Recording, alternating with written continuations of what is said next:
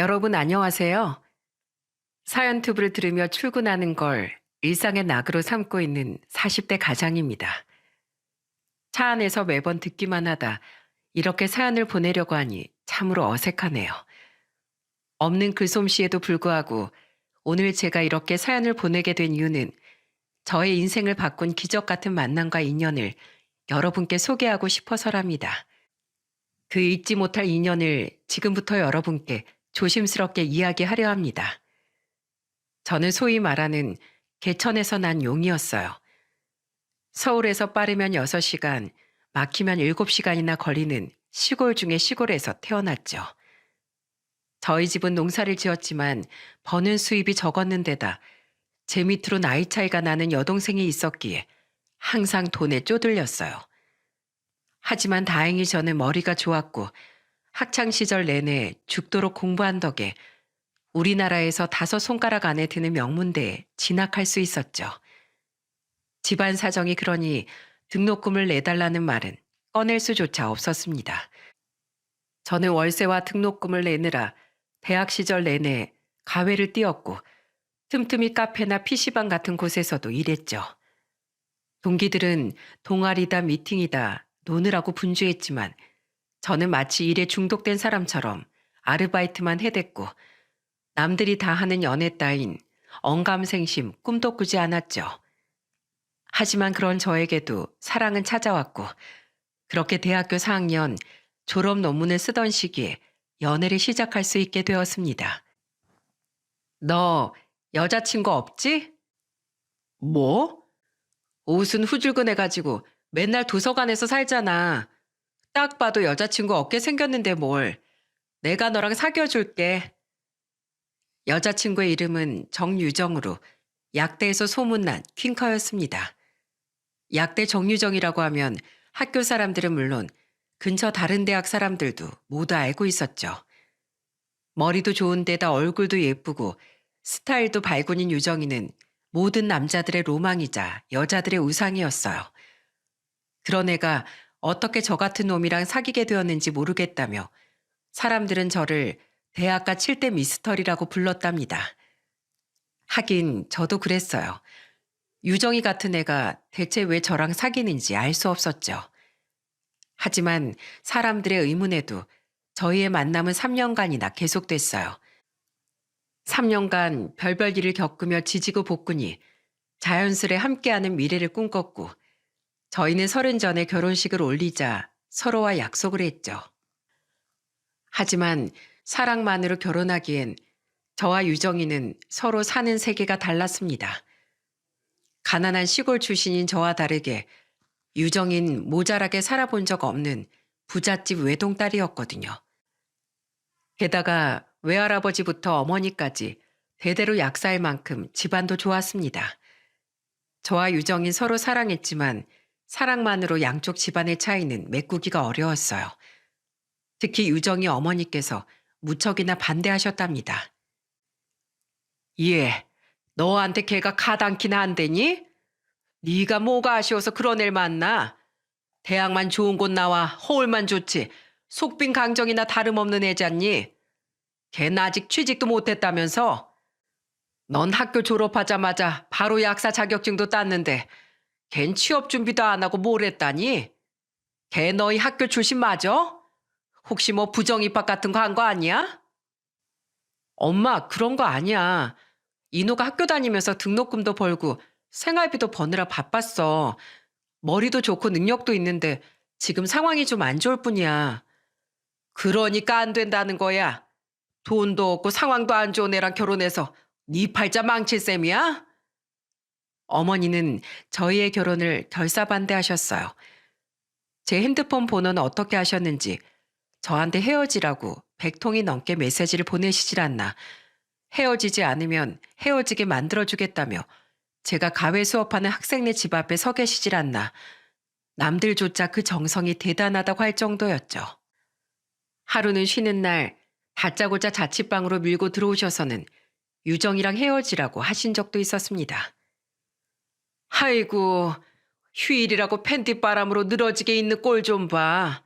그러니까 네가 그 모양이지. 야, 막말로 네가 집안이 좋기라니, 출신이 좋기라니. 그렇다고 능력이 좋아. 우리 집안은 약사 집안이야. 우리 딸도 약사고. 내가 너 같은 놈에게 우리 딸을 줄 것 같아? 네가 부모여도 그렇게 못할 거다. 막말로 네 딸이 너 같은 놈이랑 결혼한다고 하면 너 같으면 시집 보낼 생각이 들겠어? 사람이 양심이 있어야지. 내 참 기가 막혀서 원. 명문대 나왔으면 뭐해? 취업도 못해서 통장에 100만 원은, 아니 10만 원은 있니? 차라리 내가 10만 원 줄 테니까 우리 근처에서 얼쩡거리지 말고 썩 꺼져. 자기가 하고 싶은 말만 하시는 통에 저는 자다 일어나 팬티만 입은 채로 그 막말을 다 받아내야만 했습니다. 그럼에도 분이 다 안 풀리셨는지 나중엔 핸드백으로 제 얼굴을 때리시기까지 하더군요. 어머닌 저뿐만 아니라 유정이도 괴롭히셨어요. 카드를 쓰지 못하도록 막는 건 물론이요. 핸드폰과 차키까지 뺏으셨죠. 하지만 유정이는 그 와중에도 틈틈이 절 만나러 와줬고 어머니 그 꼴을 볼 수 없다며 나중엔 아예 방에 가둬버리기까지 하셨다더군요. 몇 날 며칠을 방 안에 갇힌 채 유정이는 그런 어머니가 지겹고 지겨워서 견디기 어려웠지만 어머니의 고집을 말릴 수는 없었기에 그저 기다릴 수밖에 없었다고 합니다. 유정이와 사귄 지 3년째 되던 어느 날 하루는 유정이가 제 자취방으로 찾아와서는 대뜸 밥은 먹었냐고 물어보고는 저녁을 차려주더군요. 유정이는 부잣집 딸답게 대학 시절부터 신부 수업을 받았던 터라 요리 솜씨가 좋았습니다. 유정이가 해준 것을 먹을 때마다 저는 우리의 결혼 생활을 종종 상상하곤 했죠. 유정이가 저녁을 하면 제가 설거지를 하는 그런 사이좋은 부부가 되고 싶다고 생각했어요. 하지만 그것은 이루어지지 못할 꿈이었습니다. 유정이가 파스타 한 접시를 뚝딱 만들어 식탁 위에 올려놓고는 제게 먹으라는 말 대신 헤어지자고 말했거든요. 뭐라고? 헤어지자고. 나 더는 못 견디겠어. 유정아, 우리 조금만 더 버티자. 지금은 힘들어도 노력하면 어머니께서도 인정해 주실 거야. 그건 네가 아직 우리 엄마 성격을 몰라서 하는 소리야. 엄만 눈이 하늘에 달린 사람이야. 내가 누굴 데려와도 성에 안 찰 거야. 우리가 이렇게 백날 노력해도 소용없다고. 유정아, 나 너 없으면 안 돼. 알잖아. 나 너 사랑하는 거. 정말로 사랑하는 거 누구보다 유정이 네가 제일 잘 알잖아. 그래, 잘 알지. 지금까지 박인호 너만큼 날 사랑해준 사람 없었으니까. 하지만 사랑이 밥 먹여주는 거 아니잖아. 이제 우리 나이도 있는데 언제까지고 엄마의 반대를 받아주면서 결혼을 질질 끌 수는 없어. 미안해. 나도 이런 말 하고 싶지 않았어. 제발 다시 생각해줘, 유정아. 내가 너 없이 어떻게 살아. 내가 이렇게 빌게. 제발 다시 한번 생각해줘. 어? 유정아. 맛있게 먹어. 난 이만 일어날게. 그렇게 유정이와 헤어지고 한동안은 넋이 나가 있었습니다. 가회도 시간을 못 지키기 일쑤였고 아르바이트에서도 실수 연발이었죠. 나사가 빠져 있으니 일은 하나둘 잘렸고 이윽고 마지막 남은 과외조차 오지 말라는 연락을 받았을 때 저는 유정이와 관계가 끝났다는 걸 인정할 수밖에 없었어요. 유정이가 떠나고 일도 전부 잘린 제게 남은 건 오로지 명문대 졸업장 하나뿐이었어요.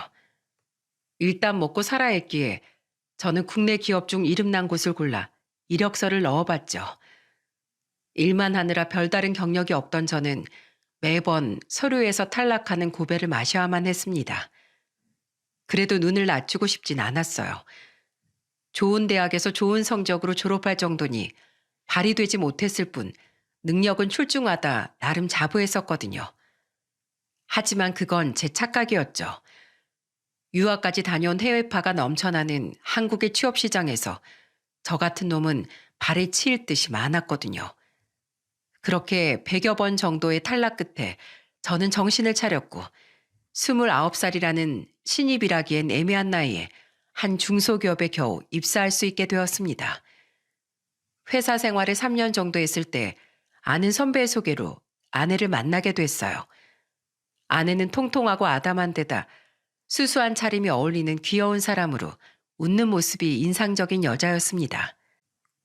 고향이 포항이세요? 네, 저는 고등학교 때까지 쭉 포항에서 살다가 대학을 계기로 서울로 올라왔어요. 저랑 같네요. 저도 고향에서 고등학교까지 나왔다가 학교 때문에 서울로 왔거든요. 그때부터 지금까지 쭉 혼자 살았죠. 정말요? 그럼 이노 씨도 계속 가족과 떨어져서 사셨구나. 저도 내내 자취를 해서 그런지 자취 경력이 길다는 사람들을 보면 마치 동지를 만난 것 같아요. 기쁘다가도 또 한편으론 슬프기도 하죠. 아무도 없는 방에 불을 켜고 들어가는 외롭고 그 쓸쓸한 느낌을 가족들과 쭉 함께 살았던 사람들은 알 수가 없을 테니까요. 아내는 살가운 성격으로 친절히 몸에 밴 사람이었어요. 도도한 성격이었던 유정이와는 다른 매력에 저는 은근히 끌렸고 아내도 저를 마음에 들어했지요. 하지만 제게 실연의 상처가 워낙 깊은 저였기에 섣불리 사귀자는 말이 입 밖으로 나오질 않더군요. 이노 씨, 오늘 아침 출근하다가 하늘에서 예쁜 모양의 구름을 발견했지 뭐예요?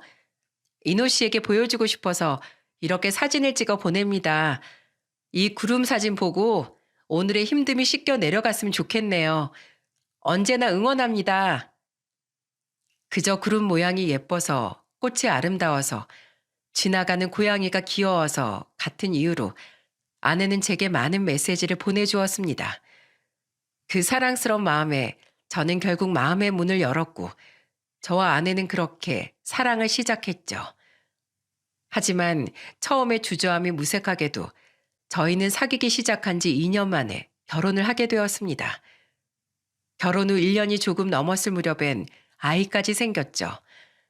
임신 9주, 아내가 저에게 처음 초음파 사진을 보여주었을 때가 기억이 납니다. 자기야, 이거 보여? 여기 하얀 눈사람 같은 게 우리 아기야. 여기 위에 동그란 게 머리고 아래 작은 동그라미가 팔, 그리고 밑에 있는 큰 동그라미가 몸이야. 어때? 젤리군 같지? 진짜 신기하다. 이렇게 조그만데 벌써 팔다리가 있다는 게 믿기질 않아. 자기도 그래? 사실 나도 뱃속에 우리 아기가 있다는 게 아직은 실감이 안 나. 아, 어떤 아기가 태어날까? 얼른 만나고 싶어. 그 무렵 저는 아내가 병원에서 받아온 초음파 사진들을 보면서 지난번보다 얼마나 자랐는지, 누구를 더 닮았는지 아내와 이야기를 나누는 것이 즐거움이었답니다. 제가 아빠가 된다는 것이 얼마나 기뻤는지 몰라요. 항상 하루하루 살아가기 급급했던 저에게 아이는 미래를 꿈꿀 수 있게 만드는 희망이었어요. 사랑하는 아내와 태어날 우리 아이를 생각하면 앞으로 무슨 일이든 할 수 있을 것 같았죠. 하지만 저의 이런 기대는 이루어지지 못했습니다. 제가 회사에서 업무를 보고 있을 때 아내가 혼자 산부인과 검진을 받으러 가다 길에서 사고가 났거든요. 박인호 씨 핸드폰 맞습니까? 맞는데 누구시죠? 병원입니다. 부인께서 사고가 나셨어요. 죄송한데 급히 병원으로 와주셔야 할 것 같습니다. 사고요? 사무실에서 전화를 받고 급히 달려온 제게 펼쳐진 상황은 너무도 충격적이었어요. 아내는 머리에 붕대를 감고 코와 입, 팔과 심장에 여러 줄을 꽂은 채 응급실 침대에 누워 있었거든요. 피로 얼룩진 모습이 어찌나 현실감이 없었는지 그 광경이 마치 재난 영화 속 한 장면처럼 느껴졌죠. 하지만 현장을 수습했던 구급대원의 설명에 그것이 현실이라는 걸 점점 자각할 수 있었고 저는 그제서야 아내의 상태가 심상치 않다는 걸 인지할 수 있었습니다. 구급대원의 말로는 아내는 버스를 타기 위해 횡단보도를 건너는 중이었는데 건너편에서 신호를 보지 못하고 미처 속도를 줄이지 못한 승용차 한 대가 아내를 치고 말았고 아내는 50m 정도를 차에 깔린 채로 끌려갔다고 하더군요. 사태 파악이 되자 다리가 믿을 수 없을 정도로 떨려오기 시작했어요. 도저히 서 있을 수가 없었죠. 저는 후들거리는 다리를 이끌고 다가가 아내의 몸을 마구 흔들었어요. 여보, 여보, 일어나. 아이 잘 있나 보러 병원에 다녀온다더니 왜 이러고 누워있어? 제발 정신 차려봐. 눈을 떠봐, 여보. 하지만 몸에 달린 여러 호수줄만 흔들릴 뿐 아내는 미동조차 하지 않았습니다. 절망한 저는 옆에 있는 의사를 붙잡고 아내를 살려달라고 빌었어요. 저기요, 선생님. 우리 아내 살 순 있는 거죠? 그런 거죠? 우리 아내 엄마가 될 사람이라 꼭 살아야 해요. 선생님, 우리 아내 제발 꼭 살려주세요. 그리고 아내 뱃속에 있는 우리 아이도 같이 살려주세요. 이렇게 빌겠습니다. 제발 부탁드려요. 전 우리 아내랑 아이 없으면 못 살아요. 제발요. 제발. 보호자님, 진정하세요. 환자분은 이미 보호자님이 오시기 전 응급처치와 긴급수술을 받은 상태입니다. 추가 수술 결과를 더 지켜봐야겠지만 일단 저희가 말씀드릴 수 있는 것만 말씀드리면 아이는 유산되었습니다. 유산이요? 네. 사고 당시 배를 심하게 부딪히신 것 같더군요. 저희가 확인했을 땐 이미 아이의 심장이 멈춰 있었습니다. 아이가 죽었다고요? 지금 환자분 역시 피를 너무 많이 흘려서 상태가 좋지 않아요. 긴급 수술의 결과와 환자분의 자궁 상태를 확인해가며 2차 수술을 진행할 겁니다. 보호자님께선 대기해 주세요. 청천벽력과도 같은 말에 저는 힘이 빠져 그대로 주저앉고 말았습니다. 9시 뉴스에서 볼 법한 사고가 우리 아내와 아이에게 일어나다니 믿을 수가 없었죠. 망연자실한 제 곁으로 의사와 간호사가 분주하게 움직이며 아내를 수술실로 옮겼지만 저는 얼어붙은 채로 그 모습을 멍하니 바라만 볼 뿐이었어요. 저의 간절한 마음을 아는지 모르는지 3시간 동안 계속된 수술 끝에도 아내는 깨어나지 않았습니다. 응급실에서 중환자실로 옮겼어도 여전히 그대로였죠. 하루가 지나고 이틀이 지나도 아내는 눈을 감은 채 깨어날 생각을 하지 않았어요. 저는 혼수 상태에서 빠진 아내를 보고 절망했습니다. 여보, 제발 일어나줘. 이렇게 부탁할게. 아이도 잃었는데 당신마저 잃으면 난 더는 살아갈 희망이 없어. 제발 살아서 내 곁으로 돌아와줘, 여보. 나 당신을 만나기 전까지 사랑을 믿지 못했어. 사랑한다고 하지만 사람의 마음은 변하기 마련이잖아. 난 사랑을 말하는 사람들을 전부 거짓말쟁이라고 생각했어. 근데 그랬던 내가 당신을 만나고 변했어. 사랑이 뭔지를 알았어. 이제야 뭔지를 알았단 말이야. 하지만 이런 저의 절절한 고백에도 아내는 여전히 움직이지 않았습니다. 눈물이 오열로 바뀌고 부탁이 애원이 되어도 아내는 그대로였죠. 듣는 거야? 듣곤 있는 거야? 당신 다 듣고 있으면서 나한테 장난치는 거지? 그런 거지? 나 아직도 당신이 보낸 사진들 전부 다 가지고 있어. 당신이 보낸 구름이며 꽃이며 고양이 사진들을 보며 힘든 회사 생활을 버티고 있단 말이야. 얼른 일어나서 나에게 다시 살아갈 희망을 줘. 이렇게 부탁할게. 내가 이렇게 빌게. 이제 일어나서 나랑 집으로 가자. 제발. 이러면 안 되잖아. 내가 당신 없이 앞으로 어떻게 살란 말이야. 제발 깨어나. 일어나라고. 제발. 나 좀 살려줘. 그러나 저의 간절함에도 불구하고 아내는 2주를 넘기지 못했고 그렇게 사고가 난 지 12일 만에 아내는 아이를 따라 세상을 떠나고 말았습니다. 아내의 바이털 사인이 멈출 때 저의 세상도 완전히 끝난 것만 같았죠.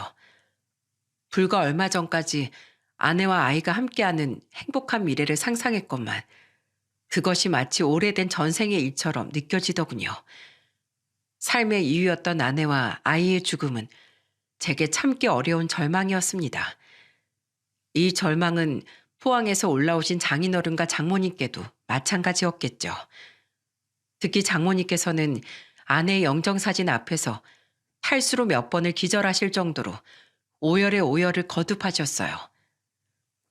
내 딸아, 사랑하는 내 딸아, 내가 널 어떻게 키웠는데 이렇게 떠나보낼 순 없다.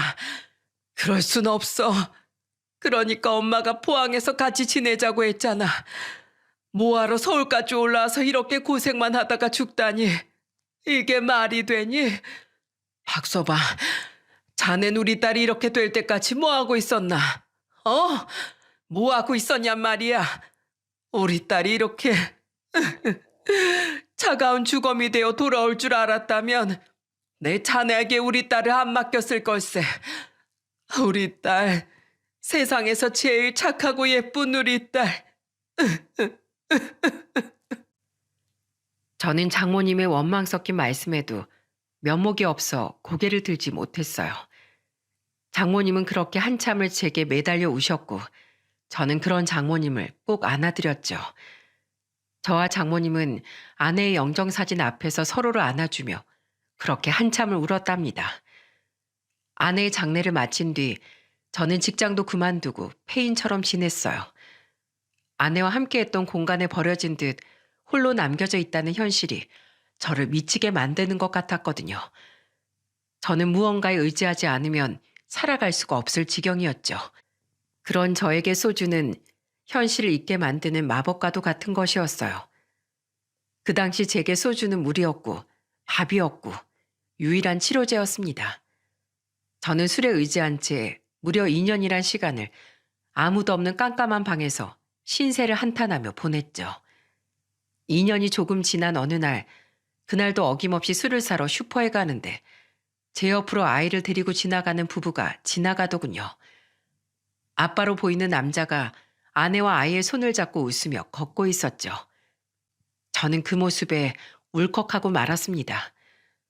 우리 아이가 살아있으면 저만 했을까? 우리 아내가 살아있었다면 저 모습은 내 미래이지 않았을까? 그날의 사고만 아니었으면 지금쯤 내 손은 가족의 손을 잡고 있을 텐데 하는 생각들이 머릿속을 스쳐 지나갔죠. 저는 그 길로 택시를 잡아타고 한강으로 달려갔습니다. 행색도 영 좋지 않은 데다 상태가 이상한 남자가 한강으로 가자고 하니 조용하던 택시 기사가 말을 걸어오더군요. 손님, 제가 서울바닥에서 택시를 운전한 지도 벌써 30년이나 됐네요. 손님들을 한강으로 모시고 간 횟수가 못해도 1000번은 넘을 겁니다.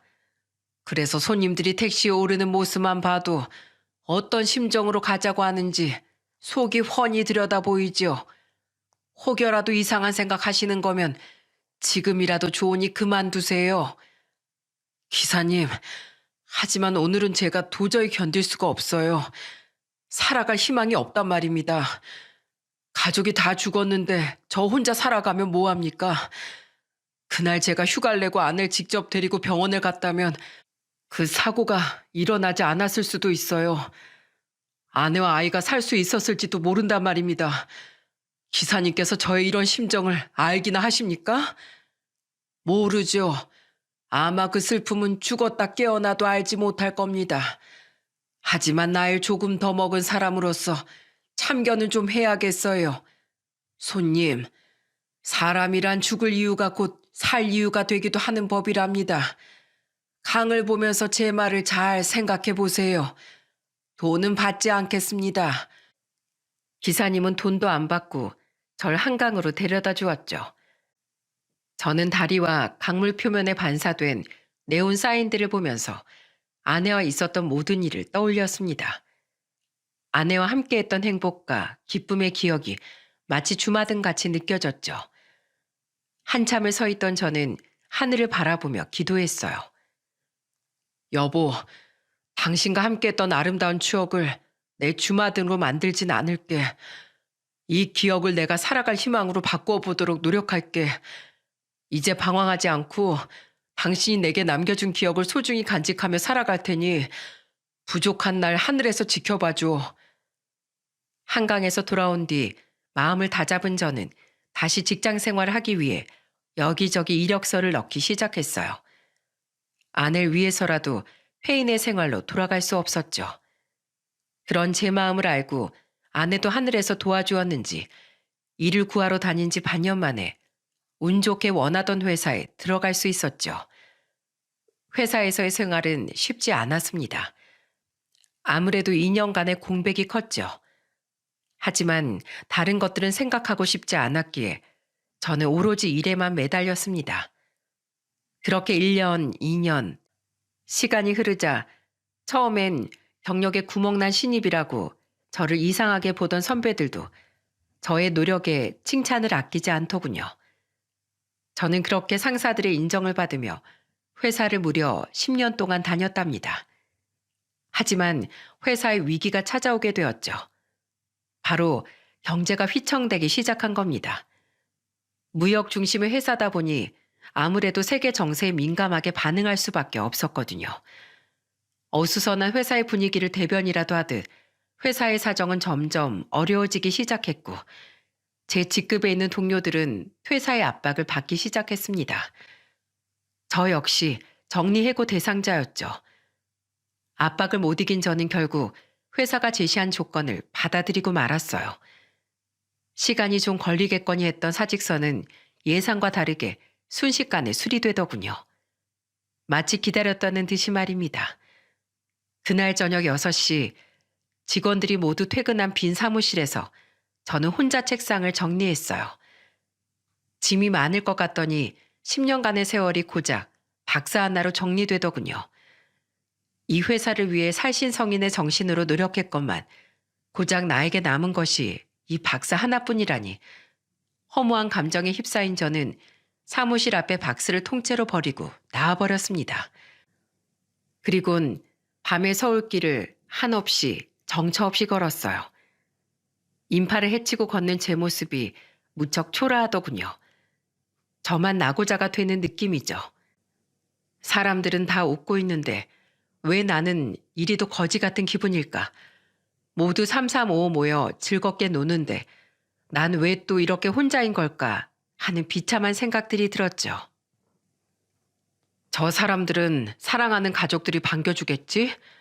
하지만 난 집에 가봤자 반겨주는 사람 하나 없어. 아내도 죽고 자식도 없고 이런 내가 집에 가봤자 뭘 할 수 있겠어. 쓸쓸한 마음에 여느 때처럼 배달 음식에 소주 한 잔 마시고 잠들겠지. 난 대체 언제까지 이렇게 살아야지? 내 나이 40 중반인데 언제까지 이렇게 힘들게 살아야 하는 거지? 내겐 희망이 있는 걸까? 나한테도 살아갈 의미란 게 존재하긴 하는 걸까? 온갖 생각을 다하며 길을 걸어가고 있는데 저 멀리서 중학생쯤 되는 여학생이 걸어오더군요. 저는 그 학생을 유심히 지켜보았죠. 원래 이 시간대쯤엔 학원에 가기 전 저녁을 먹으려는 학생들로 항상 붐볐기에 교복을 입은 학생 하나쯤이야 대수로울 건 아니었습니다. 하지만 학생의 모습이 어쩐지 이상했어요. 휘청휘청 걷는 게 당장이라도 쓰러질 것 같았거든요. 그때였습니다. 애가 걷는 게 이상하다고 생각하는 순간 학생이 그대로 쓰러지고 말았던 거예요. 하지만 길에 지나가는 사람들은 그 학생을 모른 척 스쳐 지나갈 뿐 아무도 도와주지 않았습니다. 저는 그걸 두고 볼 수만은 없었기에 상황을 보러 여학생이 쓰러진 곳으로 곧장 달려갔어요. 이봐요, 학생! 학생! 제 목소리 들려요? 저기요, 일어나 봐요. 이봐요. 소리를 치며 학생의 몸을 두드려 봤지만 학생은 미동조차 하지 않았어요. 저는 망설이다가 바로 심폐소생술을 시도했죠. 학창시절 교련 시간에 배운 걸 기억하며 두 손으로 흉부를 마구 압박하고 있으니 그제서야 사람들이 몰려오기 시작하더군요. 거기 119죠? 학생이 쓰러졌어요. 여기 사거리에 있는 주유소 앞에 큰 편의점이에요. 빨리 와주세요. 빨리. 보기만 했지 심폐소생술을 실제 상황에서 시도한 건 난생 처음이었던지라 저는 최선을 다해 입에 숨을 불어넣었습니다. 혹시라도 아이가 잘못될까 숨을 졸이면서요.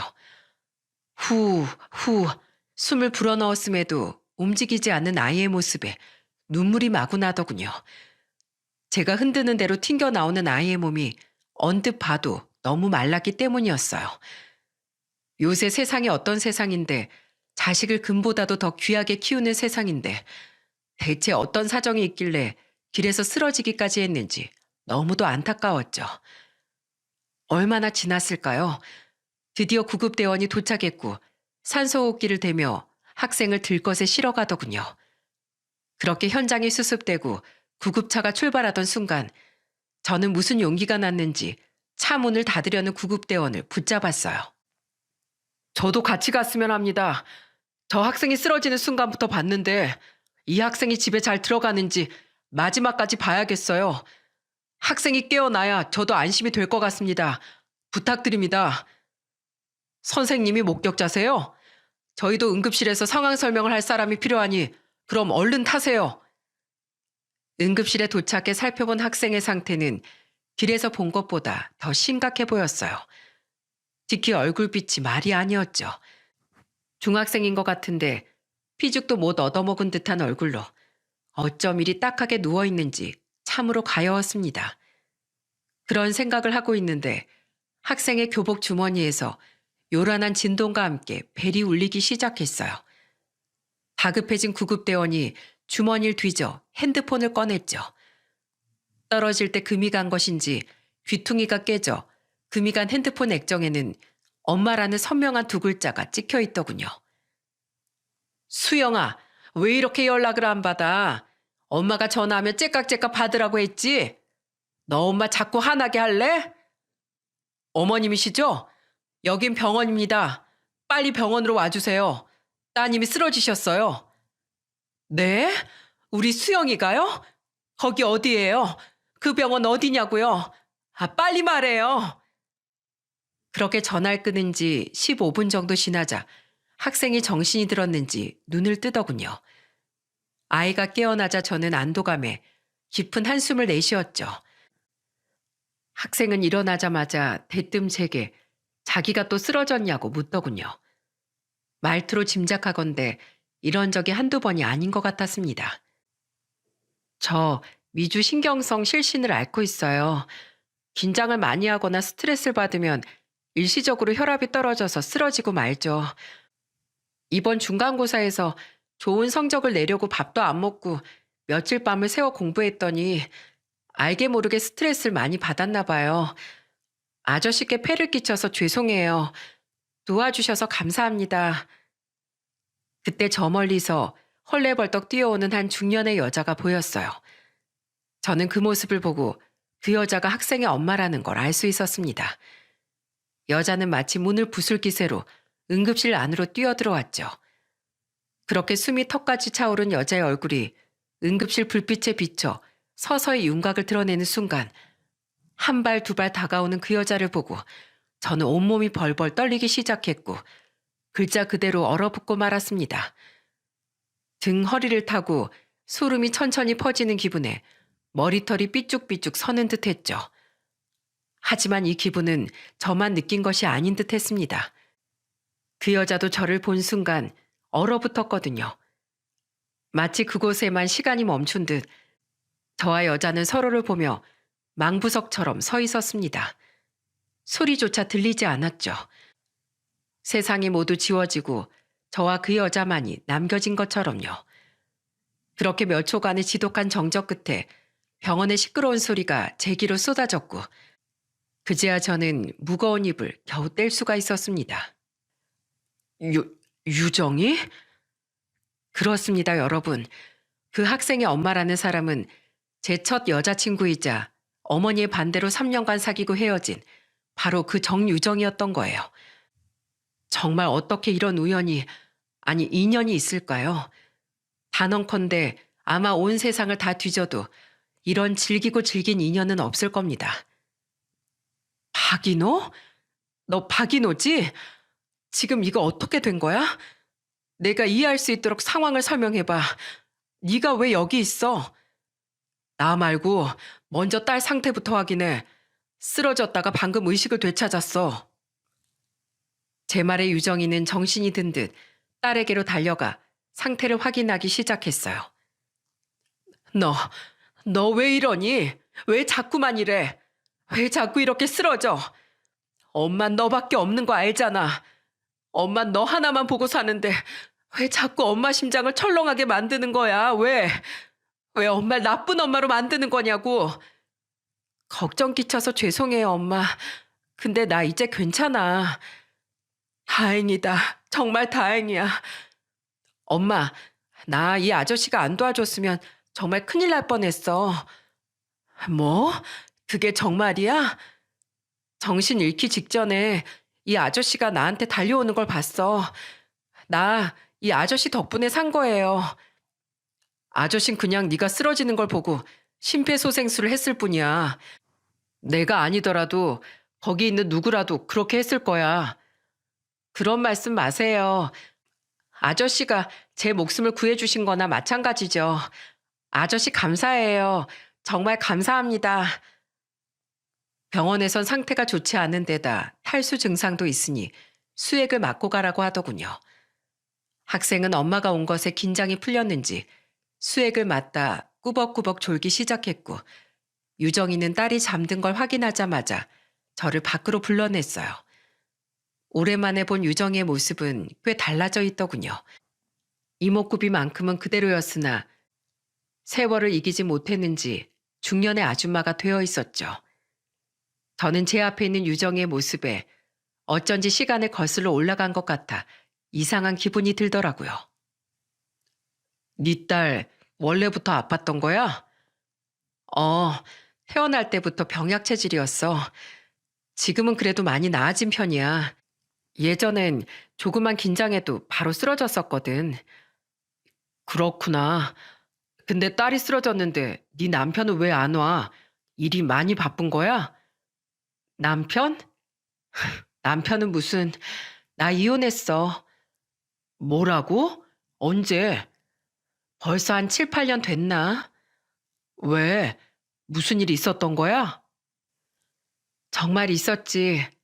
남편은 엄마가 소개해준 남자였어. 너 알지? 우리 엄마 성격. 너랑 파혼하자마자 엄마는 거짓말처럼 결혼하라고 날 그렇게 들들 볶더라고. 내가 거절을 해도 거절해도 엄마는 끈질겼지. 결국 엄마의 등살에 못 이겨 소개받은 그 남자하고 결혼까지 하게 됐는데 참 지랄 맞더라. 뭐 억대 부자라고 하더니만 막상 결혼해보니까 그게 다 빚이더라고. 빚. 그 사기꾼 같은 놈. 나도 그렇고 우리 엄마, 우리 집안을 다 속였던 거지. 속였다고? 그래. 뭐 하지마 어쩌겠어. 이미 수영일 낳았는데. 그래도 내가 어떻게든 키워보려고 노력했거든. 근데 남편이란 놈이 개차반이니 나 혼자만의 노력으론 무리더라. 허구한 날 술에 계집질에 사업한답시고 우리 친정집에 돈 빌려달라고 손을 벌렸지. 빌려갔음 돈이라도 잘 벌면 또 몰라. 생활비는 생활비대로 안 주고 내가 벌어오는 돈은 돈대로 다 썼어. 우리 수영이가 아픈 것도 다 남편 때문이야. 지 새끼인데도 어찌나 박하게 대하던지. 그래서 어떻게 했어? 뭘 그래서야. 이혼했지. 평생 사랑만 받았지 고생이라는 걸 모르던 유정이가 그런 결혼 생활을 했었다니요. 하지만 유정의 과거는 놀람의 연속이었습니다. 아참, 어머님은 엄마? 재작년에 돌아가셨어. 뭐라고? 그래, 어머니도 나이가 있으셨지. 어떻게 가신 거야? 뭐겠어. 그냥 성격이 고약해서였지. 그냥 병이었어. 그럼 아버진 잘 계셔? 살아 계시고? 아버진 엄마 돌아가시고 귀농해서 혼자 사셔. 그러고 보니 그것도 꽤 됐네. 유정의 말에 저는 엄청난 충격을 받았습니다. 저를 그렇게 싫어하고 인간 취급도 하지 않으셨던 양반이 병으로 돌아가셨다니요. 그것도 재작년의 말입니다. 듣자 하니 어머니께선 3년 전쯤 몸이 갑자기 쇠약해지기 시작하시더니 시름시름 앓다가 가지고 있던 지병이 악화되어 1년 만에 돌아가셨다고 하더군요. 아버지께서는 그런 어머니의 모습에 충격을 받았고 벼랑간 갑자기 고향으로 내려가시겠다 선언하셨다고 합니다. 하긴 유정의 아버진 그저 어머니의 기에 눌려서 참고 사셨을 뿐 제게 그렇게 모질게 굴진 않으셨었죠. 이노야, 너는? 너는 결혼했어? 결혼? 했지. 했는데, 뭐야, 왜 뜸을 들여? 너도 이혼한 거야? 아니야, 사별했어. 나 아내랑 결혼한 지 3년도 채 안 돼서 아내가 교통사고로 세상을 떠났어. 아내가 사고를 당했을 때 뱃속에 아이도 있었는데 사고의 충격으로 그만 유산되고 말았어. 겨우 임신 5개월이었는데 태어나지도 못하고 만 거야. 아낸 2주 동안 혼수 상태에 빠져 있다. 아이를 따라서 가버렸지. 그것도 벌써 15년 전인가? 난 그때의 상처가 아물었다고 생각했는데 오늘 네 딸을 보니 꼭 그런 것 같지가 않네. 제 덤덤한 태도에 유정인 입을 틀어막은 채 아무 말도 못하고 불안한 눈으로 절 쳐다만 보고 있더군요.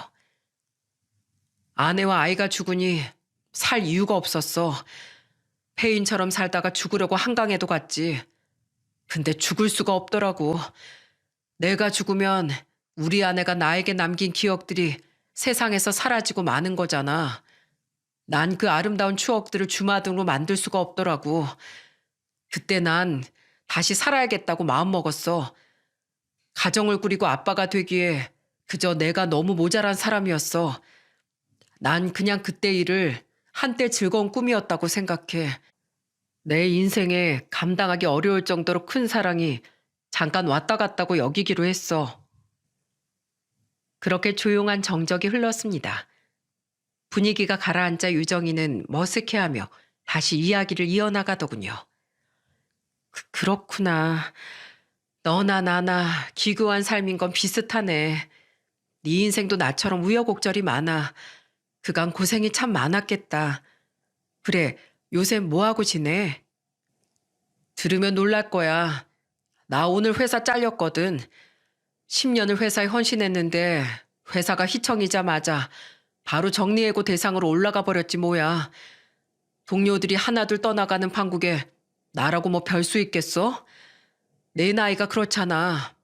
도저히 버틸 수가 없어서 나와버렸어. 짐도 사무실 문 앞에 버려버렸지. 아마 내일 사람들 출근하면 그거 정리하는 데 시간 좀 걸릴 거야. 야, 넌 그게 복수한 거니? 회사 문을 아예 부숴버렸어야지. 하여간 넌. 제가 웃으며 허탈하게 말하자 유정이가 여전히 성격이 모질지 못하다면서 혀를 끌끌 차더군요. 유정이 역시도 자신의 근황을 털어놨습니다. 유정인 아직도 어머니가 물려준 약국에서 약살하고 있다고 하더군요. 시간이 흘러도 아직도 여전한 모습에 왠지 안심됐는지 저도 모르게 웃음이 픽 하고 터져나왔죠. 우여곡절 많은 우리지만 그래도 살아가고 있다는 게 참 감사했습니다. 그 이후로 저희는 종종 만나게 되었어요. 피차 외로웠던 서로였기에 18년의 세월이 무색하게 금방 가까워질 수 있었죠. 하지만 그래도 서로 다른 사람과 결혼까지 했던 몸, 섣불리 다가가지 못하고 친구로서 지내는 것에 만족하고 있는데 유정이의 딸인 수영이가 저희 사이를 참견하더군요. 엄마, 아저씨한테 빨리 솔직하게 말해. 다시 만나고 싶다고. 얘는 엄마한테 못하는 소리가 없어. 엄만 솔직하지 못하잖아. 좋아도 좋다고 표현하지도 못하고 꼭 모진 소리 하나씩 얹어서 말하잖아. 듣는 사람 오해하게. 있지 엄마? 이젠 솔직해져야 할 때야. 좋으면서도 어떻게든 감추려고 하는 거 다 티난다? 우리 반에도 꼭 엄마랑 같은 친구가 하나 있어. 좋아하는 애한테 좋아한다는 말을 절대 안 하는 친구. 근데 우리 반 친구들 걔 마음 다 알아. 다 아는데 그냥 모른 척 언제 고백하나 기다릴 뿐이야. 엄마도 이젠 엄마의 행복을 찾아야 할 때가 됐잖아. 난 엄마 딸로서 엄마가 이제 좀 행복해졌으면 좋겠어. 뭐야. 요새 중학생들은 다 이런 거야? 당연하지, 엄마. 요새 중학생들 얕보지 말라고요. 아버지의 사랑을 받은 적 없다던 수영이는 다행히도 저를 친아버지처럼 따라주었습니다. 셋이 함께 만날 때 수영이는 제 엄마보다 제 옆에 더 찰싹 달라붙곤 했죠. 유정이가 그 모습에 기겁하며 예의 있게 굴라고 다그쳐도 수영이는 그저 헤헤 웃기만 했습니다. 아저씨, 엄마가 좋으면서 괜히 저러시는 거예요? 오늘도 함께 나들이 간다고 해서 엄마가 얼마나 기대했게요. 엄마뿐만이 아니에요. 저도 많이 기대했어요. 엄마 아빠랑 다 같이 놀러 나간 적이 한 번도 없었거든요. 그래서 저 오늘 무척 신나요. 아저씨가 제 아빠가 된 것 같아서요. 아저씨도 오늘 무척 신나. 사실 오늘만 그런 건 아니야. 우리 수영이 볼 때마다 아저씨는 마치 우리 딸이 살아 돌아온 것 같아서 너무 즐겁단다. 정말요? 내가 아저씨 진짜 딸이면 좋을 텐데. 수영이 노력 덕분인지 서로의 집에 저녁을 먹으러 들르기도 하는 등 유정이와 저의 사이는 전보다 한층 더 가까워졌습니다. 그렇게 서로 교류를 이어오던 어느 날 유정이가 저녁을 먹으러 오라고 하더군요. 수영의 안내를 받으며 식탁에 앉으니 파스타가 한 상 가득 푸짐하게 차려져 있더군요. 화려한 파스타를 사이에 두고 유정이와 마주보고 있으니 우리의 모습이 어쩐지 과거의 재현 같아 보였죠. 유정이와 헤어진 그날 말입니다. 그런데 유정이가 갑자기 제 손을 잡으면서 다시 만나자고 말하는 게 아니겠어요? 자존심 강한 유정이 입에서 그런 말이 나오다니 저는 정말 깜짝 놀라고 말았습니다. 내가 이런 말 하는 거 염치 없다는 거 알아. 그래서 있는 용기 없는 용기 다 쥐어짜서 말하는 거니까 잘 들어. 딱 한 번만 말할 거니까. 이노야, 난 너랑 잘해보고 싶어. 우리에게 많은 일이 있었지만 그럼에도 난 여전히 네가 좋아. 엄마 때문에 너랑 억지로 헤어지고 나서 나 역시도 방황을 많이 했거든. 하지만 최근에 널 다시 만나고 나 알았어. 아직 그때 불꽃이 내게 남아있다는 걸 말이야. 이노야, 나에게 기회를 한 번만 줄래? 네가 내 남편, 아니 우리 수영이 아빠가 되어줬으면 해. 갑작스런 유정의 고백에 놀라 어안이 벙벙한 표정으로 멀뚱히 쳐다만 보고 있는데 옆에 앉아있던 수영이 역시 제 손을 꽉 잡더군요. 아저씨, 저 한 번도 아빠의 사랑을 받아본 적이 없어요. 그래서 전 그동안 아빠가 없는 셈 치고 살았어요. 그깟 아빠 없으면 어떠냐고 생각했죠. 하지만 아저씨를 만나고 알았어요. 역시 저도 다른 친구들처럼 아빠가 있었으면 좋겠다고요. 저 아저씨가 우리 아빠면 정말 좋을 것 같아요. 오늘처럼 이렇게 맛있는 음식 먹으면서 앞으로 행복하게 지내고 싶어요. 네? 저는 두 사람의 얼굴과 제 손에 포개어진 두 손을 번갈아 쳐다보았습니다. 그때 갑자기 과거에 잊고 지냈던 기억이 떠오르더군요. 맞아요. 저를 한강으로 달려가게 만들었던 그 기억 말입니다. 아내와 아이의 손을 붙잡고 싶었지만 소주를 담은 검은 비닐봉지밖에 잡지 못했던 그때 비참한 기억이 말이죠. 하지만 저에게 그때 검은 비닐봉지는 없었습니다. 차갑고 얇은 비닐 대신 따뜻하고 정 많은 유정이와 수영이의 두 손만이 있을 뿐이었거든요. 그날 뒤로 유정이와 저는 정식으로 다시 교제를 시작했고 우린 재해 후 반년 만에 재혼을 하게 되었습니다. 마치 기적 같은 일이었죠. 운이 잘 풀린 건지 재혼하고 얼마 지나지 않았을 때 저는 그간의 경력을 인정받아 대우가 좋은 회사에도 입사할 수 있었어요. 정말 다행이었습니다. 저는 수영이에게 좋은 아빠가 되어주고 싶었거든요. 아빠의 능력이란 걸 보여주고 싶었습니다. 이제 수영이는 저를 완전히 아빠라고 부르곤 합니다. 처음엔 아빠라는 호칭이 어색했지만 듣다 보니 그것만큼 제게 힘을 주는 단어가 없더군요. 한때는 아빠가 된다는 걸 포기했던 적도 있었죠. 하지만 이제는 그렇지 않습니다. 제 손을 잡아준 두 사람의 마음을 통해 다시 한 여자의 남편으로서 또 한 아이의 가장으로서 살아갈 용기가 생겼거든요. 아빠, 퇴근하셨어요? 엄마가 빨리 밥 먹으러 오시래요. 그래, 수영아. 아빠가 손만 씻고 얼른 갈게. 미안한데 이것만 받아줄래? 이게 다 뭐예요? 이건 수영이랑 엄마 선물. 사실 오늘은 엄마랑 아빠랑 처음 사귄 날이거든. 잊지 못할 기념일이지. 밥 다 먹고 이따가 몰래 줄 거니까 아직은 말하면 안 된다. 네, 걱정 말아요, 아빠. 그래서 엄마가 오늘 하루 기분이 좋았던 거구나. 그래, 저녁 먹고 우리 다 같이 집 앞 공원에 산책까지 않을래? 오늘은 좋은 날이니 아빠가 엄마랑 수영이랑 더 많은 시간을 보내고 싶어. 와, 신난다. 빨리 우리 저녁 먹으러 가요. 빨리요. 저와 유정이의 질긴 인연은 많은 우여곡절 끝에도 어쩐지 끊어지지 않았고 여전히 계속되고 있답니다. 그 기적은 하늘에서 내려준 것이죠. 저는 오늘도 그 기적을 이어나가기 위해 나의 손을 붙잡아준 가족들을 위해 열심히 뛰어다니고 있답니다. 여러분, 오늘 제가 사연을 보내게 된 건 힘든 세상에서도 우릴 지켜주는 따스한 인연에 대해 말하고 싶어서랍니다. 그날 제가 수영이를 병원에 데려가지 않았더라면 이런 기적은 일어나질 않았겠죠. 어쩌면 우리는 우리도 모르는 새 이런 기적을 지나치고 있을지도 모릅니다. 그러니 여러분들께서도 항상 열린 마음으로 선을 행하시며 자신을 스쳐가는 여러 인연을 아껴주시길 바랍니다. 그 인연이 기적이 되어 여러분의 삶을 행복으로 이끌어줄지 모르니까요. 마지막으로 죽은 우리 아내와 태어나지 못한 우리 아이에게도 이 사연을 바치려고 해요. 언젠가 하늘에서 다시 만날 때 우리 모두 행복했었노라 말할 수 있길 전 아직도 기도하고 있거든요.